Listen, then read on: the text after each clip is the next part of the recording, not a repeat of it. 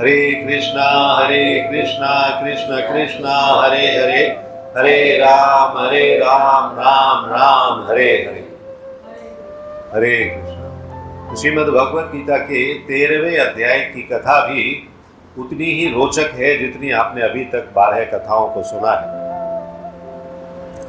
ये जो 13वां अध्याय है विशेष रूप से एक ऐसी कथा का वर्णन करता है जिसमें कि एक दुष्चरित्र स्त्री का वर्णन आया है। वो दुष्चरित्र स्त्री किस तरह से सच्चरित्र बन जाती है और भगवत गीता की जो कृपा है उसको प्राप्त होती है, यानी कि साक्षात भगवान की कृपा उसको प्राप्त होती है। तो श्रीमद् भगवत गीता के 13वें अध्याय की असीम महिमा का वर्णन अब हम करेंगे। इसको ध्यान से सुनिए, आप लोगों को बहुत प्रसन्नता होगी।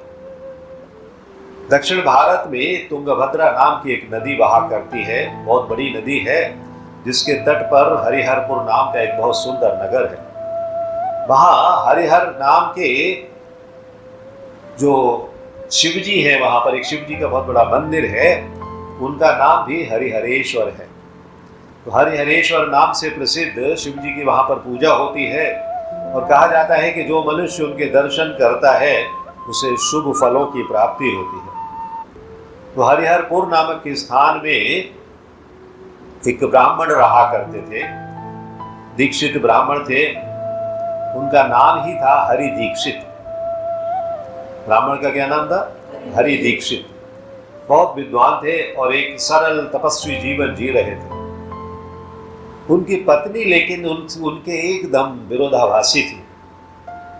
पति बहुत ही धार्मिक, बहुत ही ज्ञानवान, तपस्वी, लेकिन पत्नी, सारे लोग उनको पूरे शहर में, पूरे नगर में क्या कहते थे? उनको एक नाम दे दिया था, दुराचारा, कि ये दुराचारा है। ये जो हरि दीक्षित की पत्नी है वो दुराचारा है। क्यों? इसका कारण ये था कि वो जो कुछ भी कार्य करती थी बहुत ही निम्न कोटि के करती थी, ब्राह्मणों के अनुकूल नहीं करती। हमेशा अपने पति से लड़ना झगड़ना, उनसे अपमानजनक भाषा में बातचीत करना और कभी भी उससे अच्छे संबंध नहीं रखना, ये उनकी एक रूटीन आदत थी। पति के अलावा जो पति के और दूसरे मित्र हैं, मिलने वाले हैं, उनके साथ हंस हंस कर बात करना, संबंध रखना, और पति के साथ हमेशा कर्कश स्वभाव में लड़ाई झगड़ा करते रहना। तो इस तरह से उनकी इच्छाएं बहुत ही वासनामय थी, बहुत ही कामुक इच्छाएं थी, जिसके कारण वो हमेशा दूसरे पुरुषों की ओर आकर्षित रहती थी। कई तरीके के नशीले पदार्थों का सेवन करती थी, तरह तरह का जीवन जीती थी, जो कि एक ब्राह्मण की, एक विद्वान की पत्नी के अनुकूल नहीं था। उन्होंने देखा कि शहर में अब आबादी बहुत ज्यादा हो गई है, अब हमें छुप छुप के कुछ कार्य करने का, कुछ गलत आचरण करने का मौका नहीं मिलता है, इसलिए जंगल में एक छोटा सा उन्होंने मकान बनवाया और वहां पर जाकर रहने लगी और अपने सारे जो मिलने वाले लोग हैं उनको वहीं बुलाती थी। एक रात ऐसा हुआ कि जब उन्हें इस तरीके की जो वासना है, वासना की इच्छा बहुत तीव्र हुई और उन्हें अपनी वासना की संतुष्टि करने के लिए कोई व्यक्ति नहीं मिला, कोई साधन नहीं मिला, तो जंगल में इधर उधर भटक रही है, ये देखने के लिए कहीं कोई मिल जाए जिससे कि मैं संग कर सकूं और अपनी भूख को, अपनी क्षुधा को शांत कर सकूं। किसी को नहीं पाया उन्होंने जंगल में, रात्रि के समय में कौन होगा। तो इस तरह से अपनी वासना की अग्नि में जलती हुई वो अचानक जंगल में भटकती हुई रोने लगी। बहुत जोर जोर से रो रही है। कुछ समय तक भटकने के बाद वो एक स्थान पर बैठ गई और रो रही है तो उनकी इंद्रियों और मन की शांति नहीं हो रही है। इंद्रियां अशांत हैं, मन अशांत है, पीड़ाग्रस्त हो रहे हैं और रोने की आवाज से पूरे जंगल में उनकी आवाज गूंज रही है। उनकी आवाज जब किसी ने सुनी तो वो सुनने वाला कौन था? वो एक बाघ था, एक लॉयन था, जो उनकी आवाज को सुनकर उस आवाज की दिशा में आया और वो सो रहा था हालांकि, लेकिन इनकी आवाज को सुनकर वो जग गया और वो आवाज को फॉलो करता हुआ वहां पर आ गया और जब आवाज को फॉलो करता हुआ आया तो उसने देखा कि किस स्थान पर एक स्त्री बैठी हुई है और वो रो रही है। तो वाघ को आता हुआ देखकर स्त्री को ऐसा आभास हुआ, वो तो होश खो बैठी थी, अपना इतनी वासना में ग्रस्त थी, उसको लगा कि कोई पुरुष आ गया है, अब मेरी इच्छा पूरी हो जाएगी। लेकिन जब उसने अपने नेत्र खोले, देखा तो सामने वाघ है। वाघ को देखकर उसकी आंखें और चौड़ी हो गई और वो सोचने लगी कि ये आ रहा है, मेरे आगे आकर बैठ गया है, ये मुझे खा लेगा। लेकिन अब मैं क्या करूं, यहां से कहीं जा भी नहीं सकती। तो अचानक एक बाघ को सामने देखकर आपको कैसा लगेगा? खाली जंगल में, अंधेरी रात में, कोई नहीं है वहां बचाने वाला। तो उसके तीखे पंजों को देख रही है, उसके दांतों को देख रही है कि ये सब मुझे अभी खा जाएगा। तो उस समय उस कामुक महिला ने बाघ से बड़ी हिम्मत करके एक प्रश्न किया। वो कहती है कि हे बाघ, तुम मुझे मारने के लिए आए हो, ठीक है, मुझे मार लेना, लेकिन पहले तुम्हें एक मेरे प्रश्न का उत्तर देना होगा। तो वो कहते हैं कि मेरा प्रश्न ये है, उसके बाद तुम मुझे मार सकते हो, पहले मेरे प्रश्न का उत्तर दो कि ये जो तुमने बाघ का शरीर पाया है और तुम मुझे खाने के लिए आए हो, इसके पीछे तुम्हारा उद्देश्य क्या है? क्यों ऐसा करना चाहते हो? तुम मुझे छोड़ भी सकते हो। बाघ बड़ी जोर से हंसता है और कहता है, हे स्त्री, मैं तुम्हें तुम्हारे प्रश्न का उत्तर अवश्य दूंगा, उसके बाद तुम्हें अपना भोजन बनाऊंगा, खाऊंगा जरूर। तो क्या बोलता है कि कहता है कि दक्षिण में ही वहां एक और नदी है, मलपहा नाम की। उस नदी के किनारे एक नगर है, मुनिपार्णा नगर। मुनिपार्णा नगर में एक शिव जी का प्रसिद्ध विग्रह है, जिसे पंचलिंग के नाम से जाना जाता है। 5 लिंग है वहां पर। उस नगर में मैंने एक ब्राह्मण परिवार में जन्म लिया था। कौन? वाघ। वो वाघ जो था ब्राह्मण परिवार में था। कहता है कि मेरा जन्म इतना ऊंचा था, फिर भी मैं बहुत लोभी था। मेरी इंद्रियों पर मेरा कोई नियंत्रण नहीं था। मैं नदी के तट पर बैठकर उन लोगों के लिए यज्ञ करता था जो ऐसे यज्ञों वगैरह करने के लिए बहुत सारा धन दौलत लुटाते थे। मैं उनके लिए यज्ञ किया करता था, उनसे धन दौलत सब लेता था और अपना ऐशो आराम में जीवन जी रहा था। ब्राह्मण था, लेकिन ब्राह्मणों के अनुकूल में काम नहीं कर रहा था। जो मटीरियलिस्टिक लोग हैं, भौतिक जगत के लोग हैं, उनके घरों में जाता था, उनसे दान दक्षिणा लेकर आता था और जहां भी जाता उनसे आग्रह पूर्वक कहता कि मुझे ये खाने को दो, मुझे वो खाने को दो। मतलब मेरा जीवन बहुत आनंद में चल रहा था। देवताओं के लिए मैं यज्ञ और पूजा किया करता था और जितनी आवश्यकता थी उससे अधिक धन इकट्ठा करता था, लेकिन उसका उपयोग नहीं करता था। मैं खर्च नहीं करता था किसी के ऊपर, उपयोग करता था तो सिर्फ अपनी इंद्रिय तृप्ति के लिए कि मुझे आनंद मिले बस। और जो अच्छे ब्राह्मण थे, जो वैदिक ब्राह्मण थे, उनकी मैं आलोचना करता था। जो सारे नियमों का सख्ती से पालन करने वाले ब्राह्मण हैं, उनकी आलोचना करता था और धीरे धीरे इसी तरह से चलता रहा। जो दान नहीं देते थे, मैं उनके लिए भी बहुत भला बुरा कहता था। धीरे धीरे मैं बूढ़ा हो गया, मेरे बाल सफेद हो गए, मेरे दांत गिर गए, आंखों से दिखना बंद हो गया, लेकिन फिर भी मैंने धन इकट्ठा करने की अपनी इच्छा को कम नहीं किया। मैं धन इकट्ठा करता रहा, जमा करता रहा, मैंने अपनी लालसा नहीं छोड़ी। अब मेरी ये स्थिति के कारण लोग मुझे और ज्यादा दान देते थे कि अभी ये वृद्ध हो गया है भाई, इसका और कोई साधन नहीं है, इसको और दान दो। तो एक दिन मुझसे एक गलती हो गई, एक भूल हो गई कि मैं कुछ ब्राह्मणों के घर भोजन मांगने गया। वो ब्राह्मण बहुत ही क्रूर और धोखेबाज था। उसने मुझे भोजन तो नहीं दिया, लेकिन अपने घर के कुत्ते बड़े बड़े पाल रखे थे, उसने मेरे पीछे छोड़ दिया। अभी कुत्ते पीछे पीछे और वो आगे आगे ब्राह्मण। उनमें से एक कुत्ते ने मेरे पैर में काट लिया और उसी स्थान पर मैं गिर पड़ा और वहां मेरी मृत्यु हो गई। अभी ये ब्राह्मण जो कि इतना धन कमा रहा था लोगों से, उसकी मृत्यु हो गई। उसके बाद उसने बाघ का शरीर प्राप्त किया। अगले जन्म में, और इस भयानक जंगल में आ गया जिस जंगल में आज मेरी तुमसे मुलाकात हुई है। किसको कह रहा है वो? दुराचारा को। दुराचारा को बता रहा है कि इस जंगल में आ गया मैं, और इस जंगल में आज मेरी तुमसे भेंट हुई है। ये मेरा सौभाग्य है कि मैं अपने पिछले जीवन को याद रखे हुए हूँ, और इस जन्म में मैं किसी भक्त या सन्यासी या पवित्र महिला पर हमला नहीं करता हूँ। मुझे अपना पिछला जीवन याद है, मैं क्या करता था। इसलिए मैं, कोई भक्त होगा, कोई महिला होगी पवित्र महिला, कोई सन्यासी होगा, ऐसे लोगों पर मैं हमला नहीं करता हूँ। मैं केवल पापी लोगों को ही अपना भोजन बनाता हूँ।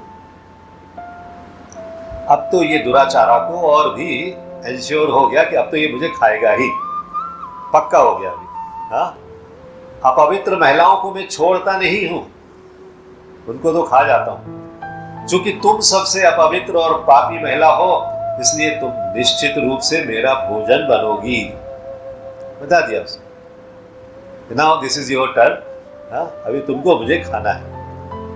तो बाघ ने इस तरह से जो अपनी कथा समाप्त की, इधर वो दुराचारा जो है कांप रही है डर से, शिवरिंग हो रही है उसको, सारी वासनाएं वो भूल चुकी है। देखो, जो मृत्यु का डर सामने होता है ना, तो आप सब कुछ भूल जाते हो। साक्षात यमराज सामने खड़े हुए हैं, कथा बता रहे हैं आपके लिए, आपके तुम्हारा ये होने वाला है, और उस समय कोई भी बुद्धि नहीं चलती है, कोई भी लालसा नहीं चलती है, कोई भी जिज्ञासा नहीं चलती है।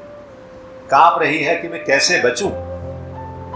तो जब बाघ ने कथा समाप्त की, तो उसने अपने हाथ बढ़ाए और उस स्त्री को उठाया और फाड़ दिया, अपना भोजन बना लिया। इसके बाद उस स्त्री का क्या हुआ? स्त्री को जब उसने भोजन बना लिया, तो स्त्री की जो आत्मा है उसको लेने के लिए यमराज आए, और उन्होंने दुआदा नाम के एक नरक में उसको डाल दिया, उसकी आत्मा को दुआदा नाम के नरक में डाल दिया। दुआदा नाम का नरक क्या होता है? जहां मल, मूत्र और रक्त से भरे हुए बहुत सारे तालाब होते हैं, उसमें उसको ले जाकर पटक दिया, और उस रक्त, मल, मूत्र के तालाबों में उसको 1 करोड़ कल्प तक रहना पड़ा। मतलब उसके पाप इतने अधिक थे कि बहुत लंबे समय तक उसे वहां पर मलमूत्र और रक्त के तालाबों में रहना पड़ा, सजा के तौर पर। यमराज जब सजा देते हैं ना, तो ऐसी ही सजाएं होती हैं। अभी भी उसकी सजाएं कम नहीं होती। 1 करोड़ कल्प रहने के बाद भी, उसके बाद उसे रौरव नामक नरक में भेज दिया गया। रौरव नामक नरक क्या होता है? जहां वो 100 मनवंतर तक रही। उसमें भी बहुत सारी यातनाएं हैं, बहुत सारे कष्ट हैं, बहुत सारी तकलीफें हैं, ताकि जीव जो है उसको ये समझ में आ जाए कि हमें अगला कोई जन्म यदि मिलेगा तो हमें इस तरह से पाप नहीं करने। लेकिन जैसे ही मानव योनि में हम आते हैं, हम अलग अलग फिर से पाप करने लगते हैं। 100 मनवंतर तक बहुत लंबा समय होता है। महिला चांडाल के रूप में उसने पृथ्वी पर जन्म लिया, चांडालनी बनी। अभी भी पाप उसके कम नहीं हुए। महिला चांडाल के रूप में पृथ्वी लोक में आ गई। वो उसी तरह से फिर पापमय तरीके से काम करने लगी जैसे पहले करती थी। तो अपने पापमय कर्मों के कारण उसे कोढ़ हो गया। आप देखो, जो पाप आप कर रहे हो ना, पापों के फल कैसे कैसे मिलते हैं। आपको एक पल भी उन पापों से राहत नहीं है, क्योंकि आपने किए ही इतने पाप हैं। कोढ़ हो गया, उसकी उंगलियां गलने लगी, उसका शरीर गलने लगा, क्षय रोग हो गया, टीबी हो गया, शरीर पूरा समाप्त होने को है। लेकिन संयोग क्या होता है? संयोग और सौभाग्य से वो एक बार हरिहरपुर में आ गई। हरिहरपुर में जो पवित्र स्थान, इसका वर्णन हमने किया, जहाँ शिव जी का मंदिर है, वहाँ पार्वती देवी का भी मंदिर है, जिनको कहते हैं वहाँ पर जम्बुक देवी। तो जम्बुक देवी के मंदिर में आ गई। वहाँ पर उसने महान संत को देखा, जो वहाँ बैठकर भगवद गीता के 13वें अध्याय का पाठ किया करते थे। तो जम्बुक देवी के मंदिर के पास में आकर जब उसने उन महात्मा से भगवद गीता के 13वें अध्याय का पाठ सुना, तो सुनते सुनते धीरे धीरे करके लगातार कई दिनों तक, कई वर्षों तक, कई महीनों तक सुनने के बाद वो आकर्षित हो गई उस 13वें अध्याय के उन श्लोकों के प्रति जो श्री भगवान ने अपने मुख से कहे थे। बार बार सुनती रही। इस श्रवणम से उसका जो शरीर था ना वो स्वस्थ होने लगा, उसका चांडाल का स्वरूप जो है वो बदलने लगा, शरीर से कोढ़ दूर हो गया, धीरे धीरे करके उसका पूरा शरीर स्वस्थ हो गया कई वर्षों के बाद, और अपने पिछले पाप कर्मों के फल को उसने इस तरह से पूरा कर लिया। चांडाल का स्वरूप भी चला गया, कोढ़ का रोग भी चला गया, क्षय रोग भी चला गया, और अब कुछ भी उसके खाते में डेबिट बैलेंस नहीं है। हाँ, इसलिए वो स्वस्थ हो गई और चांडाल के रूप से मुक्त हो गई। भगवान ने देखा कि अब इसने सारे पापों से मुक्ति पा ली है, तो अब इसे वापस आने का समय है। तो भगवान श्री विष्णु के समान चतुर्भुज स्वरूप उसे प्राप्त हुआ और वो वैकुंठ को चली गई। ये महिमा क्यों है? ये महिमा है उस 13वें अध्याय की, जिसको उसने लगातार कुछ वर्षों तक सुना अपने अंतिम समय में। और अंतिम समय में जब सुना तो उसके सारे संकेत ऐसे मिलते कि आप लोग पूछते हैं ना, मैं भक्ति कर रही हूँ या मैं भक्ति कर रहा हूँ, तो मुझे कैसे पता लगेगा अच्छा हो रहा है कि नहीं हो रहा है? अच्छा हो रहा है, भगवान खुद संकेत देते हैं। आपको जीवन में अच्छा होने लगेगा। जीवन में अभी समस्याएं हैं, बाधाएं हैं, बहुत संकट हैं, इसका मतलब है अभी सब कुछ अच्छा नहीं है, अभी और कुछ चीज़ें सुधारनी है जिनके कारण से ये बाधाएं आ रही हैं। इसी तरह से आप देखो कि उसने कैसे कैसे जीवन प्राप्त किए, लेकिन जब सब कुछ अच्छा होता चला गया तो उसके रोग अपने आप से ठीक होते चले गए। वो चांडालिनी से एक सामान्य महिला के रूप में परिवर्तित हो गई और भगवान श्री विष्णु के चतुर्भुज स्वरूप को प्राप्त करके वैकुंठ धाम को प्राप्त हुई। तो श्रीमद् भगवत गीता की जय। तो श्रीमद् भगवत गीता ऐसी है जिसका एक एक अध्याय बहुत महत्वपूर्ण है। एक एक अध्याय के विषय में जितना हम चिंतन करेंगे, जितनी कथाओं का श्रवण करेंगे, तो हमें आनंद ही प्राप्त होता है। तो यदि हम पाप करते रहे हैं, हमें तो पता नहीं हमने पिछले जन्मों में कितने पाप किए हैं, तो इस जन्म में जो हमें मानव योनि में जन्म मिला है, हमें उन जाने अनजाने किए गए पापों के निवारण के लिए ये सब कार्य करने चाहिए।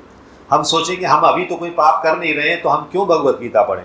नहीं, हम भगवत गीता इसलिए पढ़ें क्योंकि हो सकता है पिछले जन्मों में कुछ पाप करके आए हैं जिनका परिणाम अभी हम भुगत रहे हैं। हमारे जीवन में संकट आ रहे हैं, बीमारियां आ रही है, धन की कमी है, या कोई और समस्या है, संतानों के बारे में कोई प्रॉब्लम है, तो इन सब समस्याओं को दूर करने के लिए हमें भगवत गीता का पाठ करना चाहिए। क्योंकि भगवत गीता का पाठ करेंगे तो हमारे जो पिछले जन्मों के जो संचित पाप हैं, एक्यूमुलेटेड सिंस हैं, वो सब वॉश आउट हो जाएंगे। हरे कृष्णा कृष्ण कृष्ण हरे हरे, हरे Ram Ram Ram Hare Hare. If you like this video, press the like button and share it with your family and friends. If you want to watch more such videos, please subscribe to our channel, and for getting updates, press the bell icon.